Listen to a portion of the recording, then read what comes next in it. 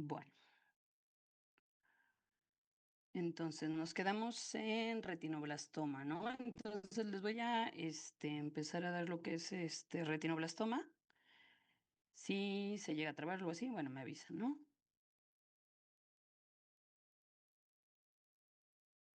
Sí, doctora, gracias. Igual ya saben, si hay alguna duda o eso mientras estoy, me pueden preguntar y todo, ¿eh? Bueno, pues primero que nada, bueno, nos quedamos en retinoblastoma. Ya falta poquito, lo prometo, ya nada más son dos enfermedades y ya dejamos de todo lo demás.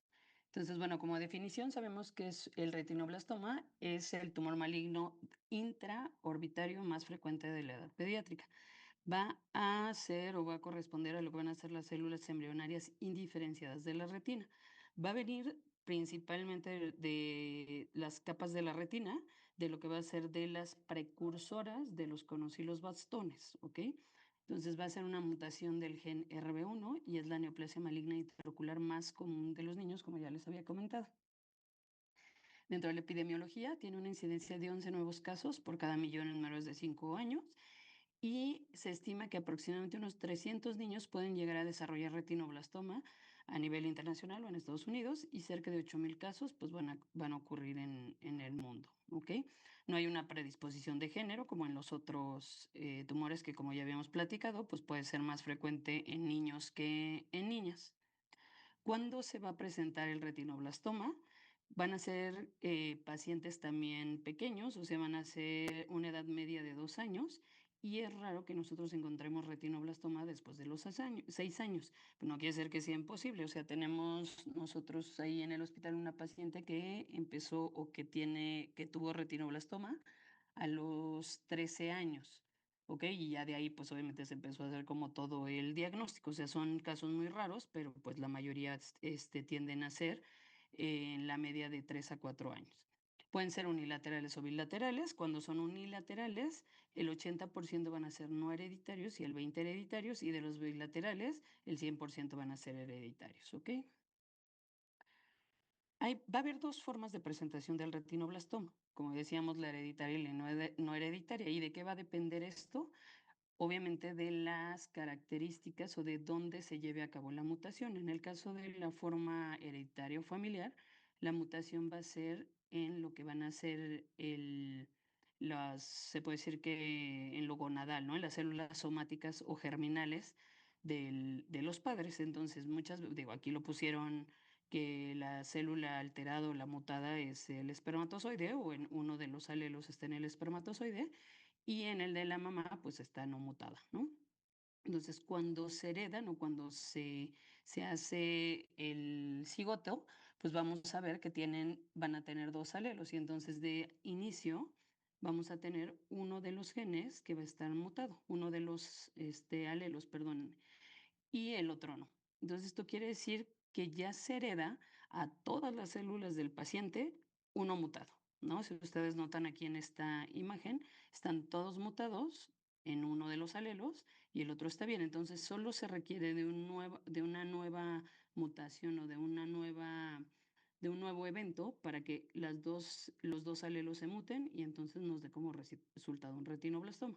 Por eso se dice que este cuadro es la teoría del doble hit o la teoría de Knudson, ¿ok? Que tiene que ver con a qué nivel se van a mutar estas células para que nosotros sepamos si es hereditario o es no hereditario. En el caso de la forma esporádica o no hereditaria, si ustedes se fijan, los alelos están bien, o sea, no tienen ninguna mutación. Las células del paciente no tienen ninguna mutación a nivel germinal ni somático. Y en el caso de las células de la retina, vamos a ver que aquí se lleva a cabo la primera mutación y nuevamente en la célula de la retina se da la segunda mutación. ¿Sale? Entonces, en este caso, son por eso que los niños presentan a una edad más tardía, ¿no? En el caso de los esporádicos. ¿Cuál va a ser el cuadro clínico?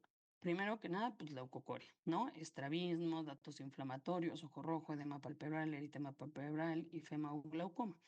Va a depender, o el dato más característico, el que se dice que es el dato pivote es la pérdida del reflejo rojo, ¿ok? ¿Eso qué quiere decir? Muchas veces los diagnostican en su cumpleaños, ¿no? Cuando cumplen un año o cuando le toman una foto, la tía, la abuelita o quien sea, le toman la foto y entonces resulta que uno de los ojos tiene pérdida del reflejo rojo. Va a depender también de la localización o de la línea donde se tome la foto.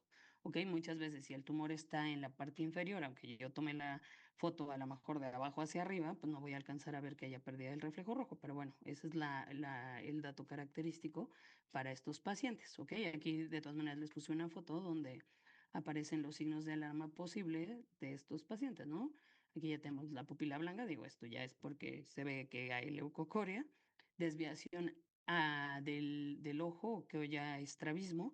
El estrabismo en estos pacientes saben a qué, bueno, se puede decir que en los niños, ¿a qué edad se tiene que, ya no deben de tener estrabismo los niños? ¿O no es normal ya que tengan estrabismo? ¿A los 5 años? No,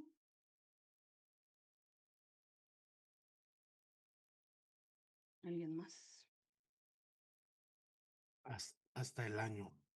No, a los 6 meses, ¿vale? A los cua- ah, A los 6 meses. Entonces, si ustedes notan en la consulta, en su servicio, en donde sea, un paciente que tiene un estrabismo que no ha sido valorado, que no ha sido estudiado después de los 6 meses, lo tienen que empezar o sea, se tiene que empezar a abordar, ¿sale? Llevarlo con el oftalmólogo que revise por qué este es estrabismo, porque también esa puede ser uno de los principales signos de alarma para un chiquito con retinoblastoma, ¿ok?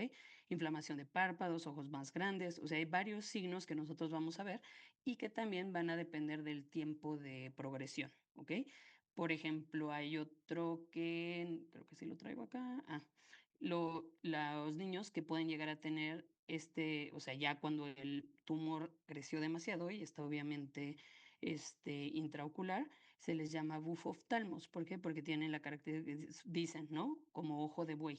¿Ok? Entonces es bufoftalmos como ojo de buey, entonces eso hace que el tumor intraocular empiece a expandir como tal el ojo y haga que crezca, obviamente, de adentro hacia afuera, ¿no?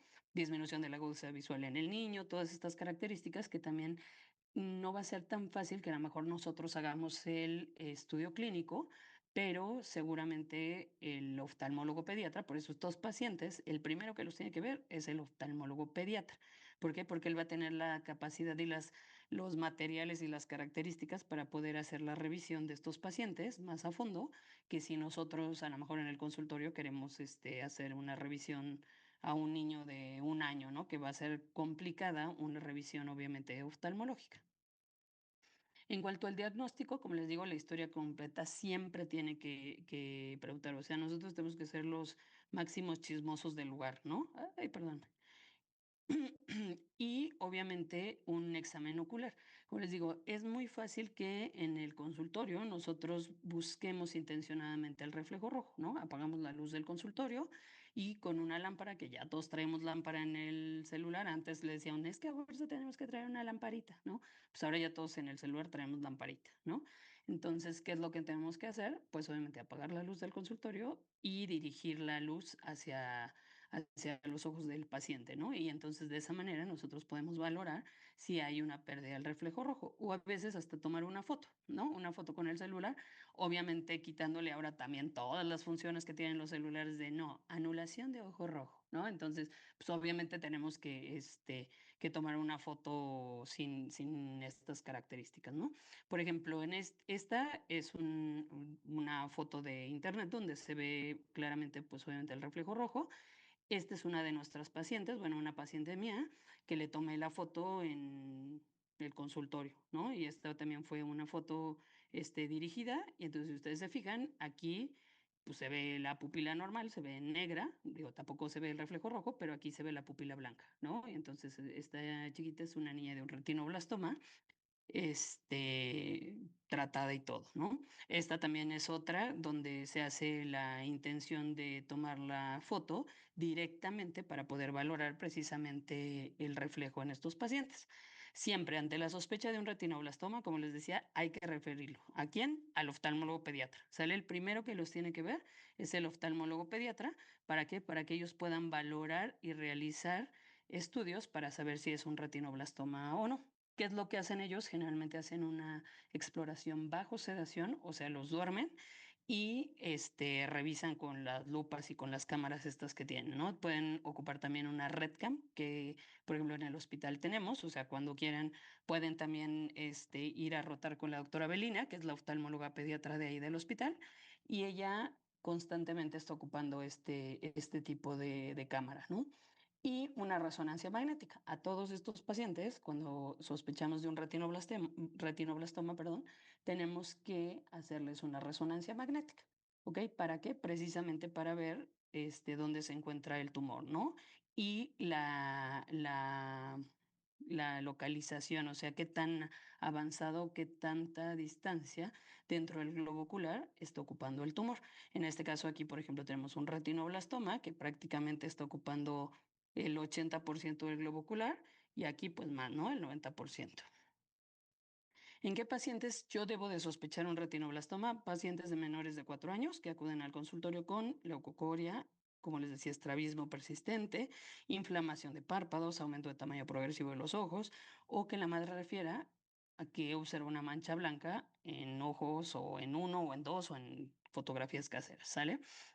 También tenemos que checar, por ejemplo, a los pacientitos cuando la mamá nos dice es que va caminando y cada ratito choca con la puerta o se pega en alguno de los lados, dependiendo obviamente del lugar donde se pueda encontrar el tumor. ¿Ok? Esta es una aplicación que la hizo un papá precisamente de un chiquito con retinoblastoma y se llama Cradle. Esta nos ayuda porque si nosotros con esta aplicación le tomamos una foto al paciente, podemos observarlo así. Cuando se ve blanco, marca un cuadro rojo y cuando está normal, pues obviamente se ve verde y dice normal, ¿no? Ahorita hay otra aplicación que es un poquito más, se puede decir que tiene más eficiencia, se llama MD Eye Care. ¿Ok? Y esa, nada más que esa solo está ahorita para los iPhone, o sea, los que traigan iPhone pueden bajar esa aplicación y con esa igual toma la foto y tiene la capacidad, se puede decir, de, de tomar la foto para ver si hay o no hay una alteración en la retina. ¿Ok? Dentro del retinoblastoma vamos a tener también otros diagnósticos diferenciales que van a hacer que el paciente pues, sea valorado también por oftalmología, ¿no? Por ejemplo, o sea, algunas celulitis orbitarias, cataratas, estrabismos, glaucoma, retinopatía del recién nacido, persistencia del vitrio. Nos llegan muchos con pacientes que tienen leucocoria y ya que se hace la resonancia, vemos que es una persistencia del vitrio, ¿no? Entonces, digo, en muchos de estos pacientes, pues obviamente no se les tiene que hacer nada, ¿no? Ni retirar el ojito, ni enuclear, ni nada, pero pues sí tiene que ser de todas maneras valorado por el diferencial que podría ser un retinoblastoma, ¿ok? Y que pues es un tumor maligno. Otro de las enfermedades que pueden presentar es la enfermedad de Coats y que también se ve una leucocoria. Muchas veces en estos pacientes es como el ojito tampoco ve y entonces en ellos a veces sí los oftalmólogos requieren hacer el retiro del ojo, ¿no? Pero no porque sea un tumor maligno, sino porque tiene ahí una disfunción a nivel visual, ¿no? Otro de los tratamientos o características que tenemos con los retinoblastomas es que a estos pacientes la detección oportuna es sumamente importante, ¿sale? Dentro del tratamiento, la referencia también nos va a llevar a que haya muchos éxitos en estos pacientes. Actualmente la sobrevida de los pacientes con retinoblastoma, cuando tienen estadios localizados, tienen la posibilidad de preservar tanto el globo ocular como la visión y una sobrevida por arriba del 93%. Estos pacientes con estadios localizados, ¿por qué? Porque no requieren a veces ni quimioterapia, sino que los valora el oftalmólogo y el oftalmólogo hace directamente la aplicación ya sea de láser o de crioterapia o de algún otro tratamiento, pero de forma local. ¿Ok? Y en los pacientes con estadios avanzados, pues obviamente va a depender de qué tan avanzado esté. Nosotros tenemos como el punto en el caso de los retinoblastomas de que, ojo que no ve, como es cáncer, se tiene que hacer el retiro, ¿sale? Porque no tiene caso nosotros que dejemos un órgano que no funciona y que aparte tiene cáncer. Entonces, el riesgo también de diseminación al sistema nervioso central es muy alto.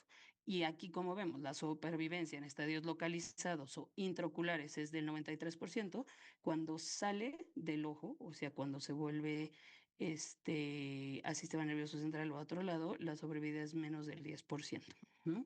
Entonces, por eso es sumamente importante que nosotros hagamos la valoración o la sospecha diagnóstica en estos pacientes, pues obviamente lo antes posible. Esta foto que tenemos aquí, yo se las pongo porque esta chiquita tiene enucleación de un ojo, ¿sale? Entonces, ustedes díganme de qué ojo es el enucleado. Derecho. Derecho. Ajá. ¿El derecho? Ajá, el Yo derecho digo que es el viendo. Yo izquierdo. también pienso que es el izquierdo, Doc. Yo igual pienso que es el izquierdo. Acuérdense que está volteando como hacia la cámara, ¿eh? Bueno, la izquierda, el ojo izquierdo del niño, o de la niña, perdón. El derecho. Yo El en la derecho imagen el siendo la derecho, niña. pero siendo la niña a la izquierda.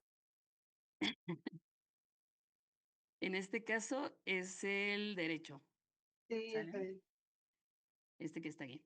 Solo, y de todas maneras, ustedes si se fijan, el ojo, o sea, o la prótesis, porque trae prótesis, obviamente, está volteando a determinar si es el izquierdo o el derecho, ¿no? En el caso de estos pacientitos, la doctora Billy a veces les deja una zona como de tejido, se podría decir, cerca del conformador, y entonces cuando entra la prótesis hace como un chupón, ¿no? Entonces se une a eso, entonces a veces pueden llegar a tener cierto movimiento, ¿no? O sea, visible. No, obviamente como si tuviéramos los músculos, ¿no? Pero entonces esta chiquita, sí, con la prótesis sí llega a tener cierta movilidad, ¿sale? Entonces, ¿qué otra característica tienen? Pues que precisamente las prótesis son tan buenas ya actualmente que no se nota si qué ojo o qué características pueden tener. Y más ahí en el hospital también ustedes pueden ir a ver a maxilofacial. Maxilofacial es todo un arte entrar ahí, ¿no? Sientan al paciente, bueno, en el caso de los adultos, sientan al paciente y están pintando como al lado el color y entonces igualan el color de los ojos, ¿no? Y con los pacientitos más pequeños lo que hacen es que les toman varias fotos para precisamente ellos igualar los colores y las características del ojo y que no se les note tanto la prótesis, ¿ok? ¿Qué pasa también con estos pacientes? Si nosotros dejamos el ojo, muchas veces, digo, obviamente es una situación complicada el que nosotros digamos, pues le voy a quitar el ojo a su hijo, ¿no? Pues obviamente no, ¿no? Pero en el caso de ellos, que es un ojo que está afectado, que tiene cáncer y que el riesgo de que nosotros lo dejemos, obviamente involucra la vida del paciente, entonces ahí es donde se les tiene que hacer mucho hincapié en el hecho de que primero se tiene que salvar la vida, luego la función y al final la estética, ¿no? Y en el caso de la estética, pues obviamente tenemos cómo ayudar o apoyar a los pacientes precisamente para que ellos no tengan problemas estéticos más adelante. Entonces, lo primero que tenemos que hacer es sospechar, ¿no? O sea, sospechar si hay un retinoblastoma, tenemos que ver cómo está el reflejo rojo, ver las características, la edad, Como les digo, si yo no conozco la enfermedad, pues obviamente no la voy a sospechar, ¿no? Entonces, ¿qué voy a hacer? Paciente con leucocoria, estrabismo, ojo rojo, tengo intencionadamente que buscar el reflejo rojo y valoración del fondo de ojo, si yo lo puedo hacer. Pérdida del reflejo rojo o alteración retiniana. No, pues sí estoy sospechando de retinoblastoma, pues envío urgentemente al oftalmólogo pediatra para que una exploración de fondo de ojo urgente con la sospecha diagnóstica que le mando, ¿no? De todas maneras, si yo tengo un paciente con pérdida de reflejo rojo o alguna alteración que yo vea a nivel de la retina, una leucocuria, una mancha, lo que sea, pues a lo mejor no estoy sospechando que sea un retinoblastoma, pero aún así tengo que enviar a oftalmología para que le hagan una revisión a ese paciente y se descarte qué otro tipo de patología podría tener, ¿ok? En el caso de los retinoblastomas, como les digo, los primeros que pueden llegar a hacer el diagnóstico, pues obviamente es el médico de primer contacto, después es el envío a oftalmología pediátrica y ellos, dependiendo también del grado o de las características de este tumor, pues obviamente nos van a decir, pues sí requiere que se administre o no se administre quimioterapia, o muchas veces ellos dan tratamiento local y con el tratamiento local se sigue valorando. ¿Ok? Otra cosa, en estos pacientes, cuando se hace la enucleación, si es necesaria, la enucleación, hagan de cuenta que es el tratamiento. Entonces, en muchos pacientes también se hace la enucleación y no requiere que se les administre quimioterapia. ¿Ok? Entonces, por eso es como muy importante encontrar este tipo de patología en los pacientes, pues en etapas tempranas, ¿no? ¿Dudas, preguntas de retinoblastoma? No, Yo doctora. tengo una duda. Sí. Es cuando se detecta y ya quitan el ojo, se detecta que ya no hay cáncer, ¿con los años pueden desarrollar otro tipo o hay una asociación más a otro tipo de cáncer o otras enfermedades? Sí, en estos pacientitos pueden tener alteración en el RB y en el cromosoma 13q14, ¿sale? Entonces, estos pacientes cuando crecen, sí tenemos que estarlos vigilando que no hayan recibido tanta radiación, algunos medicamentos que pueden fomentar alguna segunda neoplasia, pero se ha visto la asociación con osteosarcomas, ¿sale? Entonces, y más en los pacientes, por ejemplo, que fueron radiados. Luego o sea, les radian, por ejemplo, nosotros teníamos el caso de un pacientito que le radiaron órbita y cuando creció, o sea, tenía 12, 13 años, hizo un osteosarcoma de los huesos propios de la nariz. O sea, algo rarísimo, ¿no? Pero por eso es de que se tienen que vigilar. Estos pacientes se vigilan de por vida, ¿sale? O sea, no se puede, bueno, ya tuvo un retinoblastoma y lo dejamos ir a su casa y ya nunca más lo volvemos a ver, ¿no? Sino que sí tienen que estar valorados toda la vida y darles consejo genético. ¿Por qué? Porque también el consejo genético conlleva que estos pacientitos, ya teniendo esta alteración cromosómica, pues es heredable, ¿sale? Entonces a sus hijos es más fácil que ellos puedan heredar esta alteración, ¿ok? Ok, muchas gracias, doctor. No de qué. Y por último, vamos a ver los tumores germinales. En el caso de los tumores germinales, igual, ¿no? Ustedes van a ver que la mayoría de los tumores que nosotros vemos en pediatría van a ser de células precursoras o de células germinales, ¿ok? En el caso de los tumores de células germinales, van a ser precursores embrionarios, ¿ok?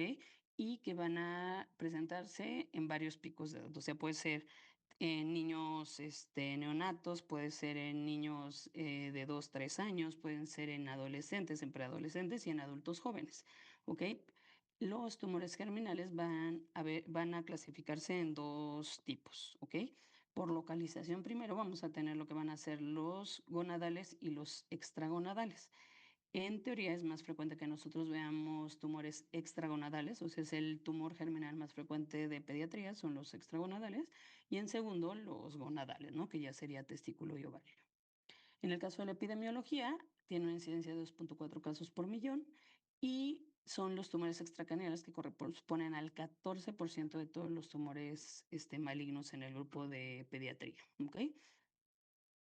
La formación o la patogénesis de estos tumores gonadales es, primero voy a tener la célula precursora, que va a ser primordial, la diferenciación, ya sea que sea normal, somática, embrionaria o extraembrionaria, o que no tenga ninguna diferenciación y se vaya al estado germinativo. Y entonces, dependiendo de eso, va a ser el subtipo de tumor que se pueda presentar, ¿ok? Como les decía, normal, pues que se vayan las células normales precursoras gonadales hacia donde se tienen que ir, que es testículo ovario normal, o dependiendo si es somática, pueden ser teratomas, embrionaria carcinoma embrionario, extraembrionario, tumor de saco vitelino, coriocarcinoma, y si no es ninguna, puede ser un tumor germinal puro, ¿ok? Que los tumores germinales puros serían seminoma, disgerminoma y germinoma. Dentro de los factores pronósticos de estos pacientes, vamos a ver que puede haber los desfavorables, es que cuando nosotros localicemos este tipo de tumor, ya sea extragonadal o gonadal, que sean metastásicos, ¿no? O que puedan llegar a tener tumores demasiado grandes, ¿no? Masa mediastinal, por ejemplo, mayor del 50% del diámetro del tórax, o que tengan alteración en los marcadores que sean muy elevados, ¿ok? Cuando los marcadores, en el caso de los que son no germinales, se elevan demasiado, entonces eso sí puede ser un factor pronóstico desfavorable para algunos de los pacientes.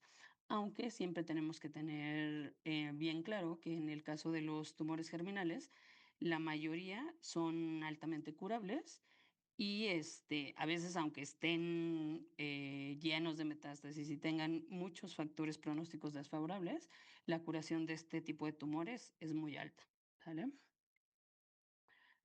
En los grupos de riesgo, por ejemplo, nosotros ocupamos una clasificación como grupo de riesgo bajo, medio y alto. ¿Ok? ¿De qué va a depender? De la edad, de la localización y del estadio que nosotros le demos de acuerdo a la clasificación del COG, que así se llama, que es la clasificación del Oncology Group, que es en la que nosotros generalmente nos basamos en estos pacientes. Entonces, si ustedes se fijan, la mayoría, digo, a menos de que sea muy, muy alto, o sea, que sea un grupo de riesgo muy alto, la sobrevida es hasta 40%, ¿no? Cuando en algunos tumores, por ejemplo, no sé, algunos sarcomas, el 40% es su sobrevida más alta, bueno, no la más alta, pero por la media, ¿no? Más alta. Entonces aquí la mayoría de estos pacientes son altamente curables.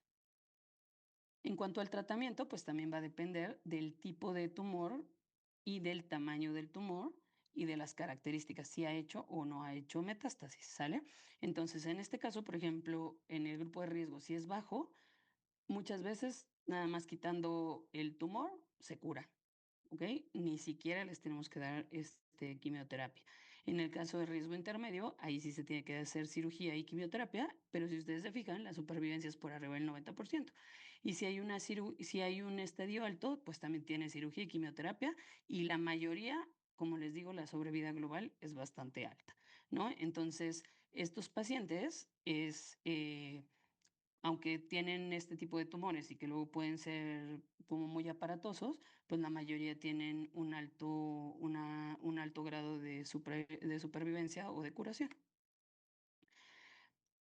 ¿Qué vamos a tener o cuáles van a ser las características que pueden hacer que el paciente, aunque tenga la supervivencia 5 años, pues tenga, se puede decir que efectos secundarios, ¿no? Pues obviamente con la aplicación de la quimioterapia, con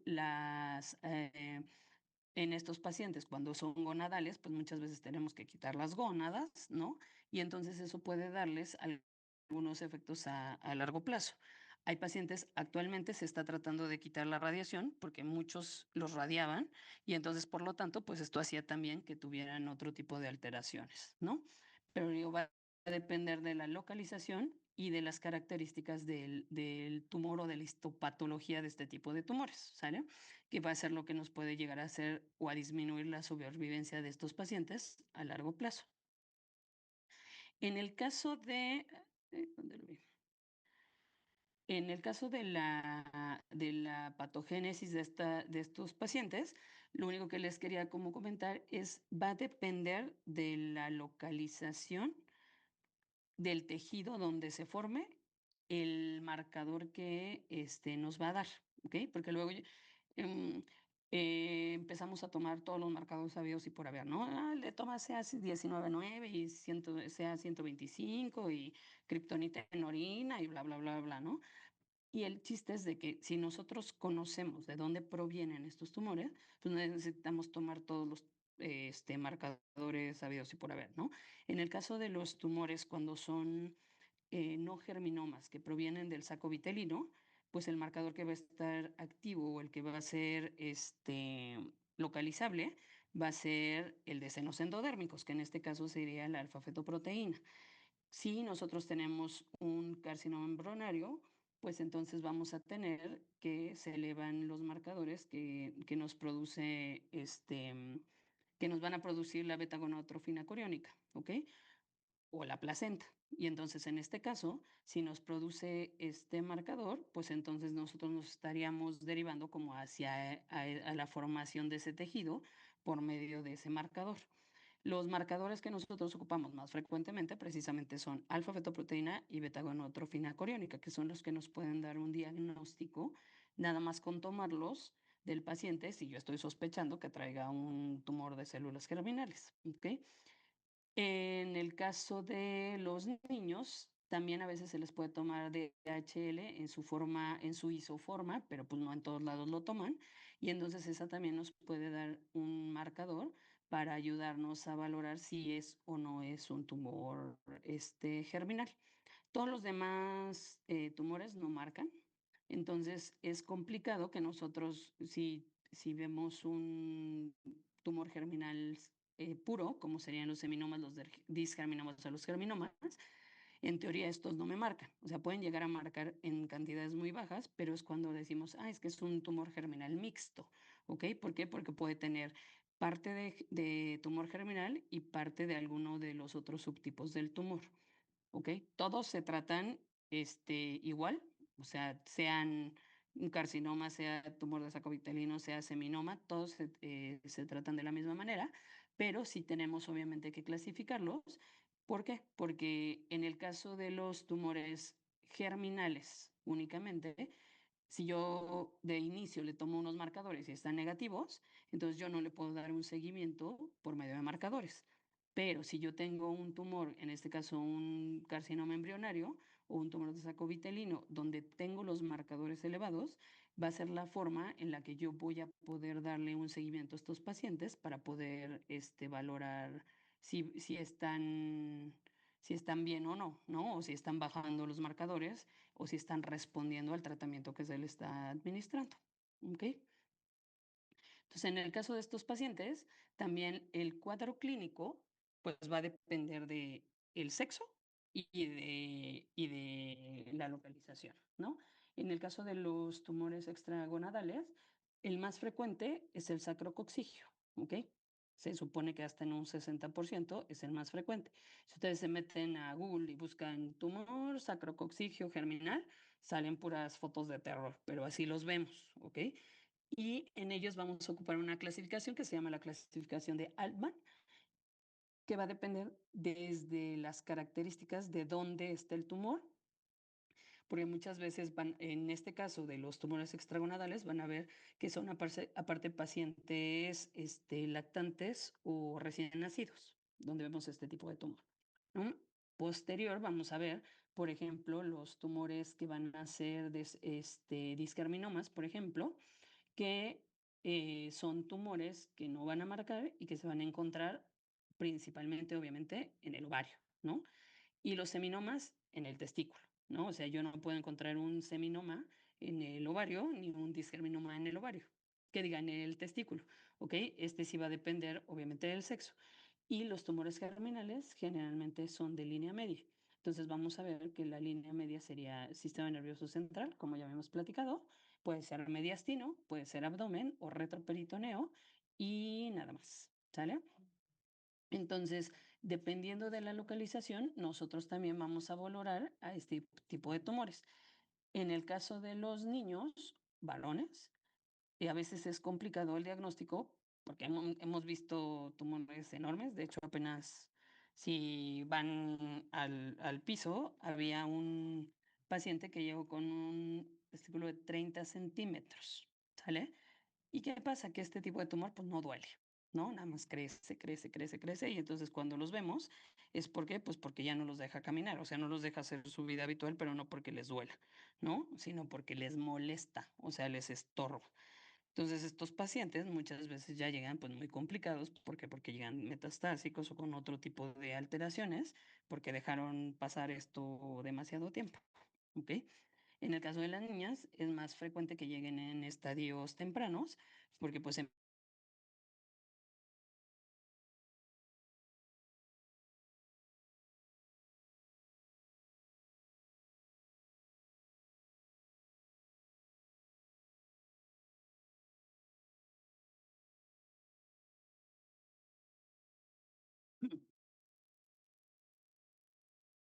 Ya creo que ya estoy de nuevo, nada más si me dejan compartir.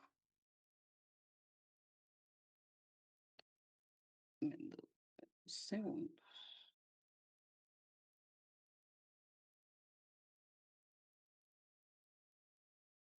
Si me dan, autorización para compartir y ya que les pueda compartir el gracias.